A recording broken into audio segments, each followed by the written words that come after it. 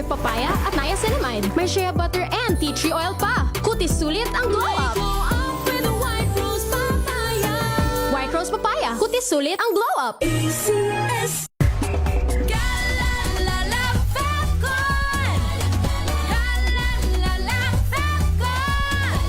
Ang bango ng sampayan. Tara na magsayawan. Calefabcon, amoy nakaka-joyful.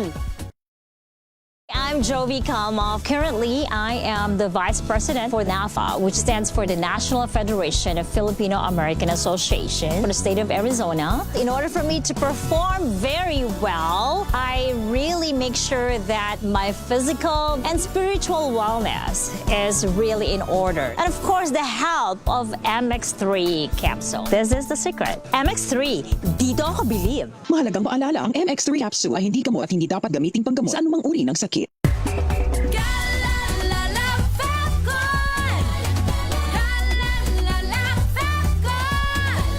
Ang bango ng sampayan. Tara na magsayawan. Calefabcon, amoy nakaka-joyful.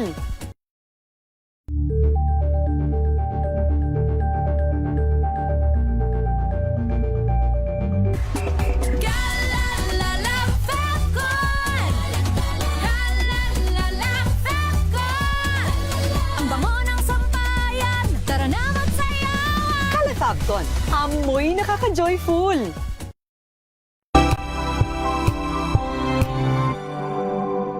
We've got you covered. From the hottest hits, exclusive interviews, kilig to the bones fan meet experience, and hataw performances of your favorite stars.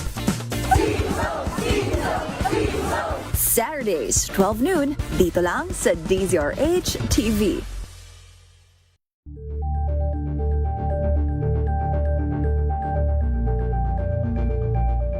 Curious ka ba sa maraming bagay? Kami na ang bahala dyan. Aalamin, tutuklasin at bibigyang linaw namin ang mga katanungang bumabagabag sa inyong isipan. Sa programa kung saan ang bawat sagot ay galing lamang sa mga eksperto. Ang Expert's Opinion, tuwing linggo alas 3 ng hapon, dito lang sa DZRH TV.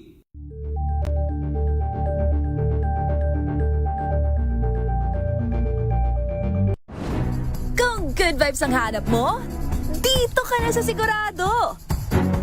Mula sa mga istoryang nagbibigay ng inspirasyon hanggang sa mga kwentong may dalang solusyon. Mga balitang pampagaan, pakiramdam at pampaganda ng araw. Hindi lang ba sa good news, kundi the better news. Mula Lunes hanggang Biyernes, 1:00 ng tanghali sa DZRH TV. Better News. Una sa Pilipinas, una sa Pilipinas. NVS, Trending and Viral Show. Nakahandang Sa ating balitan mga kaibigan sa Rapido Hataw Public Service Hour. Siyempre pa, una sa Pilipinas. Una Yan sa ang kabuuan natin palatuntunan ng break time. Sabay niyo na po ang mga balita at talakayan sa Balansyado. Maraming salamat. Sa pagbabalik tanaw sa 87 taong legasiya ng DZRH, napagtagumpayan na ng kauna-unahang himpilan ng radyo sa Pilipinas ang iba't ibang pagsubok, kabilang na ang bangungot noong panahon ng ikalawang digmaang pandaigdig.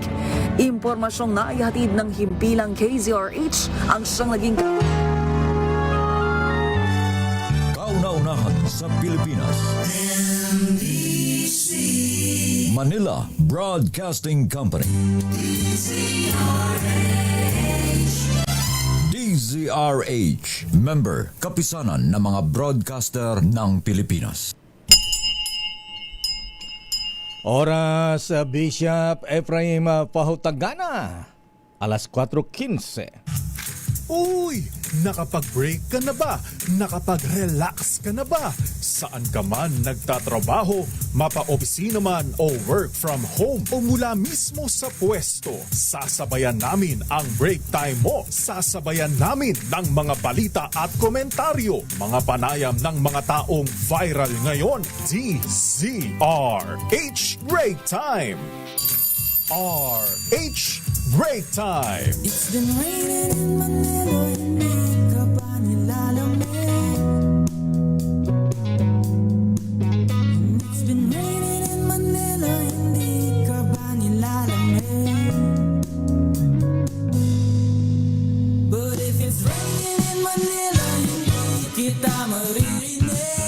Isang maulang hapon at bumabagyong hapon na Pilipinas. Ako po si Deo Makalma. Sa pangalan po ni Miss Thea Pachokerpuz, ito naman si Wina Pearl Hasoro. At narito ang headlines ng ating mga balita ngayong araw ng Miyerkules, 5 ng buwan ng Agosto. Bagyong Maymay inaasang maglalandfall sa La Union o Ilocos Sur mamayang gabi. Signal number 2 nakatas ngayon sa ilang lugar tulad ng Ilocos Sur, La Union, Pangasinan at Abra. Sarangani niyanig ng magnitude 6.4 na lindol, klase sa Surdan Gudarat, Sarangani at Kidapawan City sinuspinde. Petisyon laban sa desisyon ng Kamara na ma-impeach si Vice President Sara Duterte. Ibinasura ng Supreme Court, sinabing ito'y moot and academic na. Chismis naman na arestado na si Senator Senator Bato de la Rosa. Diversionary tactics umano ng kampo ni Vice President Sara Duterte ayon sa Malacanang. 5 pang opisyal target umano ng honey trap o set-up sa sex scandal o pagpapain ng mga magandang chiching. Iniimbestigahan na ng NBI. Mga senador nagkaisa sa panawagang bawiin ang TRO kontra 85 pesos na wage hike sa mga empleyado sa NCR. Inflation rate nitong July bumagal. Naitala sa 6.2% ayon sa Philippine Statistics Authority. Fuel discount naman sa mga PUV itinaas na sa 12 pesos kada litro mula sa dating 10 pesos. Simula po yan sa August 15. Armed Forces of the Philippines dumistansya sa expose na may grupo ng mga pulis at militar na planong patumbahin, patayin ang ilang korap na kongresista.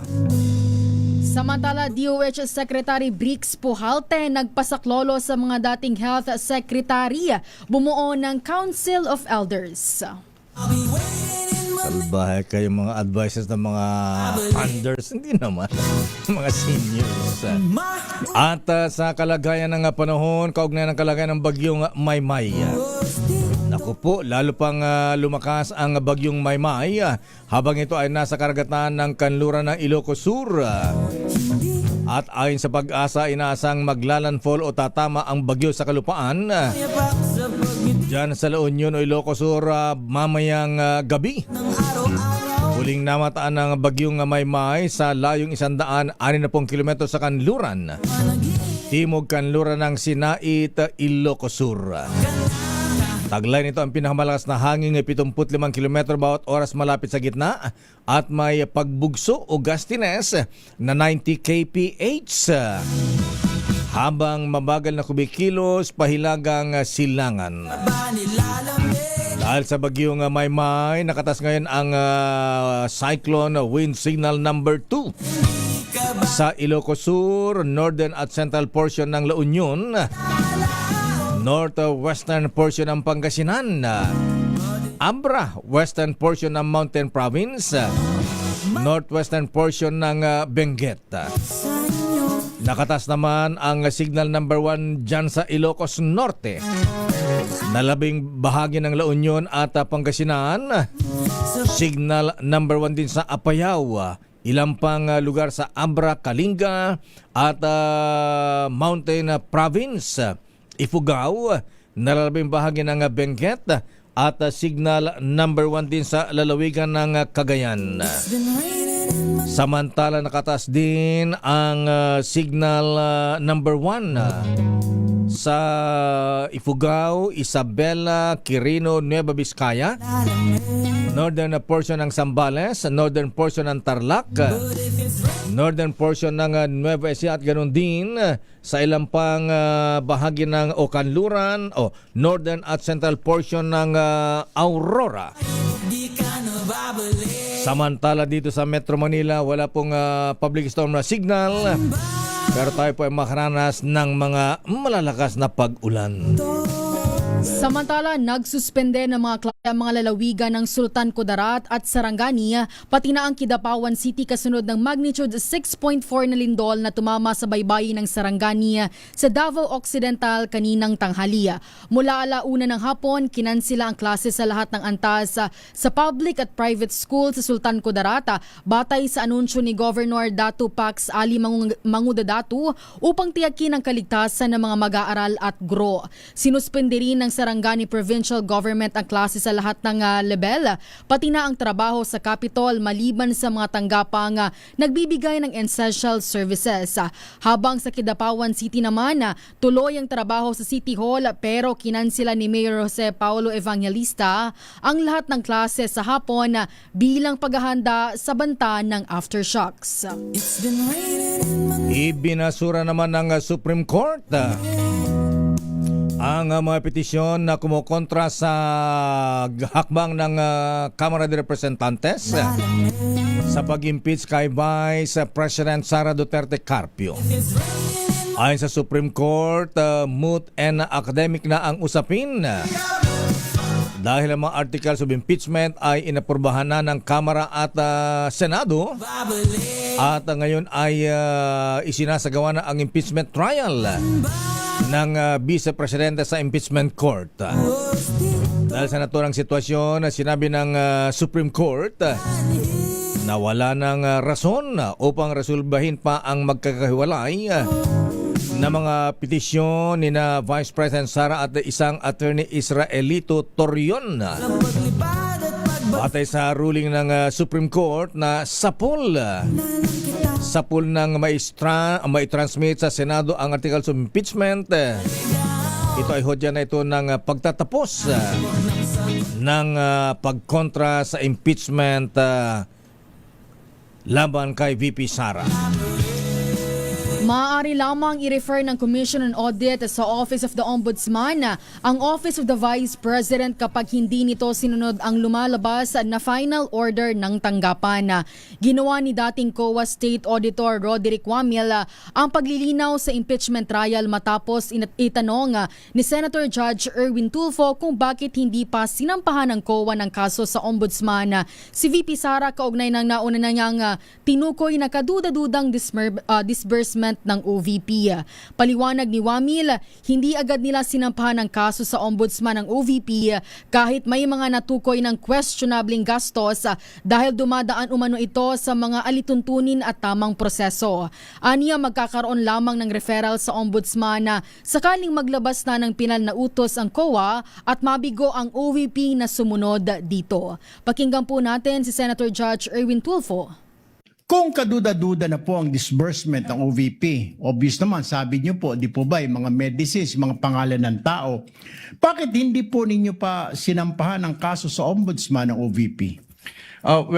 Under our rules po, Your Honor, pwede lang namin siyang i-refer to the Office of the Ombudsman kapag nagkaroon ng final order at hindi po kinumply ni OVP yung order po. Bakit? Nasaan na po ba yung order ngayon? Ano na po ang status? Ito mga findings nyo, 2023, 2024 pa ito, 2026 na po tayo ngayon.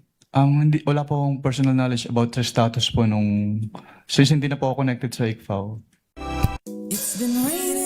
Samantala, hindi nagsumite ng OR official receipt ang Office of the Vice President sa kanilang liquidation report para sa 125 million pesos na confidential funds noong taong 2022. Ayon kay dating COA Auditor Roderick Wamil, mula September 2014 hanggang February 2024, ang isinumiti lamang ng Office of the Vice President at ang Department of Education ay 845 acknowledgement receipts sa kanilang liquidation report. Sabi ni Wamil, hindi niya masabi kung ito ay ang standard practice dahil ito ang kauna-unang pagkakataon na pawang acknowledgement receipt lamang ang isinumite na isang ahensya at hindi official receipt. Nartong muli si Auditor Wamil ng COA. Hindi ko po siya masasabing in standard practice since ito po yung kauna-unahang beses na puro AR po yung sinamit sa amin. So first time sa iyong 10 years na puro AR lang at walang sales invoice at walang official receipt. Opo, at ganun po kadaming AR kaagad yung sinamit. At